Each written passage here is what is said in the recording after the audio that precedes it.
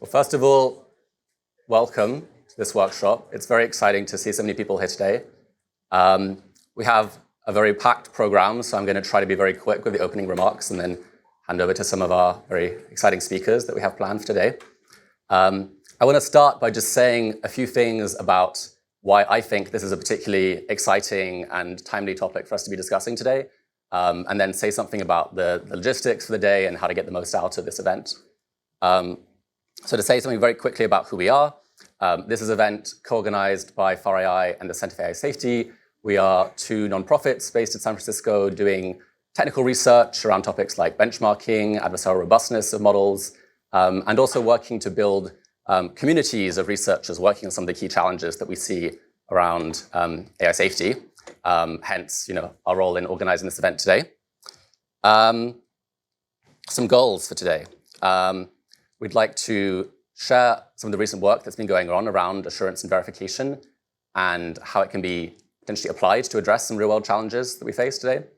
Talk about some of the open questions that remain from a technical perspective to improve that work and what are the most promising research directions for us to make progress, and allow other people in these communities to connect with each other and identify ways to collaborate to make progress on these problems.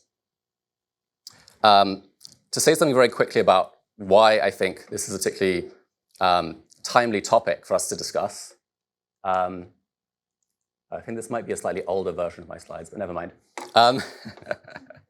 So, as I'm sure many of you are aware, if you haven't been paying attention to the news, we're in a very interesting situation now where we have models that are very capable at doing various tasks in terms of not only coding, but also cyber offense.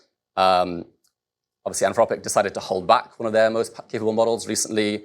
We've also seen real-world impacts with organizations scrambling to fix a lot of the bugs that are identified with the help of these models. What this means is that the decisions that are being made around both release of models and also who gets to access those models are higher stakes than they were before. And also that governments are waking up to these stakes and are more interested in assurance and oversight than they were previously. Now, this means a few things. One, it matters in the context of domestic assurance, where we see both in the EU with the EU AI Act and also in the US with the role of CAISI in doing pre-deployment testing of models, that there is interest in strengthened assurance and oversight around releases. And also, as the pace of AI development is moving faster and faster, there is also a challenge of, do we need to move towards more continual evaluations, not just pre-release every few months, but also more frequently to keep up with the pace of progress and make sure that there is a big gap between what developers have internally and what they're releasing externally. Now, one central challenge here is that these, both government and also nonprofit external entities are very small and under-resourced, and it's a challenge to keep up with the pace of change here. And so technical infrastructure and tooling that can allow them to move faster, to automate things more, seems like a very important thing to focus on. Another aspect here that's important is international cooperation. Now, I don't need to tell anyone here how the tensions between the US and China make this challenging, but we do see some signs of areas where there might be some potential for collaboration, even if broader international tensions continue. One would be around potential misuse of models, for example, the types of cyber offensive capabilities that I mentioned. And we've seen recently with the recent Trump visit to China that there were some signs of potential talks around this. Obviously, that's still very early days, but it does seem like one area where there might be mutual interest. A second is ensuring human oversight of AI development and deployment continues. There is some precedent where under the previous administration, Biden and Xi reached a joint statement saying, we want to make sure that humans retain control of nuclear weapons and that AI is not the one making decision to launch. Obviously, these are still things that are emerging, but it does show that there's potentially some areas for collaboration. And if there were to be more ambitious collaboration and agreements, we need to make sure that people are not cheating or backing out of those agreements. And this is, again, where verification can play an important role in supporting that and making sure that people feel confident that agreements are being complied with.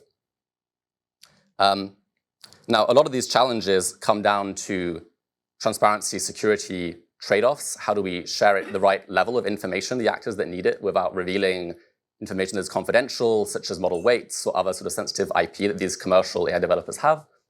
And of course, this is not a new problem in computer science, computer security, and there's a lot of relevant work here that I think we're going to be discussing today that can help with some of these challenges. Some things that we might want to verify, if I just skip ahead. Here we go. You can split this probably into three broad buckets. One is, at inference time, what model is actually being deployed? This may sound like a very basic question, but I think particularly in a world where AI development is moving very quickly, there are many updates and releases happening all the time, and maybe the distinction between what counts as inference and training starts to become a little blurred. This becomes pretty important to keep track of what is actually running, and also how has it been tested, what are the evaluation results. Sometimes those can't even be shared publicly. It might be CBRN or other kind of sensitive data that you don't want to share with people, and that the evaluators want to keep private.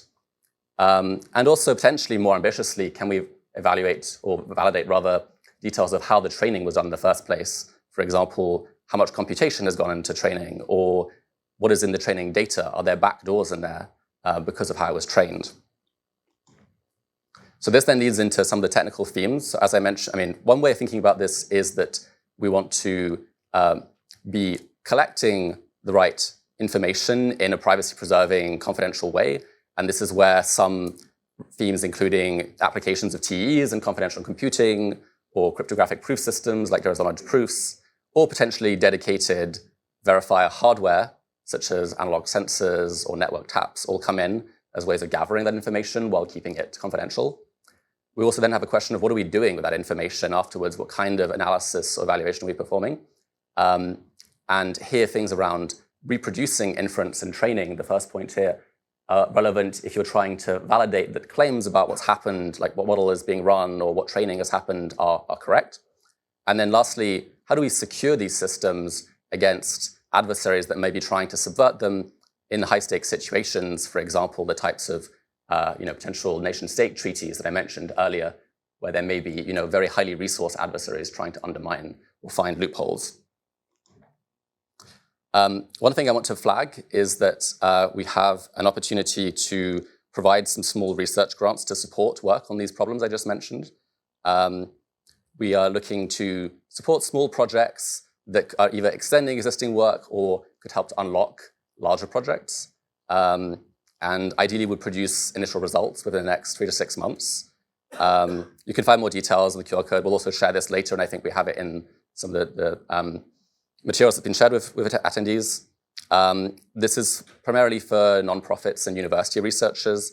We're aiming for receiving applications by June 8th. And if you'd like to discuss this more, have questions, feel free to talk to me or other organizers of the event during the day. So now I'll move on to logistics. We have a very packed schedule. This broadly fits into 3 main categories. One is we have 4 blocks of talks. We're going to have lightning talks from a bunch of very exciting speakers. There will be some time for Q&A, although I think given that we've got a lot planned, it'll probably be relatively limited. If you have questions, feel free to raise your hand and we'll come around with mics. All of these lightning talks will be in this room.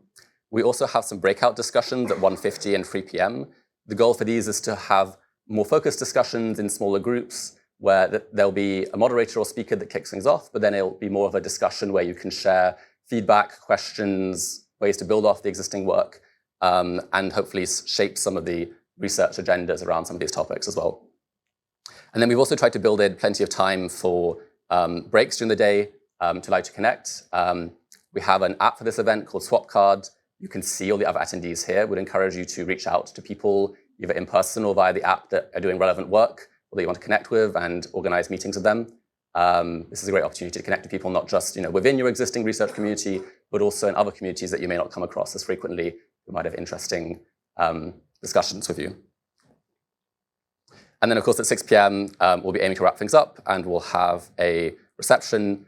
The meals and for lunch and the reception will be in the central area around the corner.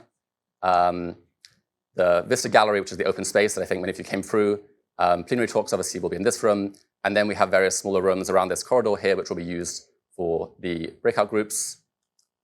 The team, obviously myself, and then a bunch of people from Center for Safety and FAR.AI. If you have any questions during the day, need any help with anything, obviously feel free to come up to us. And we'll also be around for all the talks and the breakout discussions, helping speakers and making sure that's all running smoothly.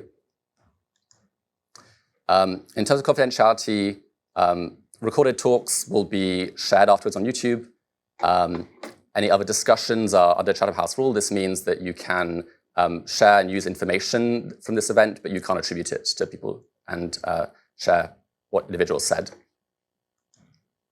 Logistics, I already mentioned swap cards. We also have a Slack group, workspace rather, which we're using for announcements and discussions. Encourage you to join that if you're not already on there. And this is also a great place to continue the discussion after this workshop. I would say that we should start and end on time, but I'm already running a little late, so I will skip over that pretty quickly. And I guess to wrap up, yeah, as I said, we'd encourage you to connect with researchers both within and outside your field. I think this is a very interdisciplinary space where we're looking to build solutions that are secure and that meet a bunch of different goals. And this means that we need people from a range of backgrounds to collaborate on those efforts. I think there's a lot of room for stress testing and refining the ideas being presented today and helping to develop those. And so I would encourage you to ask any questions that you have and contribute to pooling together questions into research agendas. And I think this is a great launch pad for anyone that is excited to contribute to find collaborators, start new projects, build prototypes of existing ideas, and would generally urge you to think about ways that you can get more involved and contribute.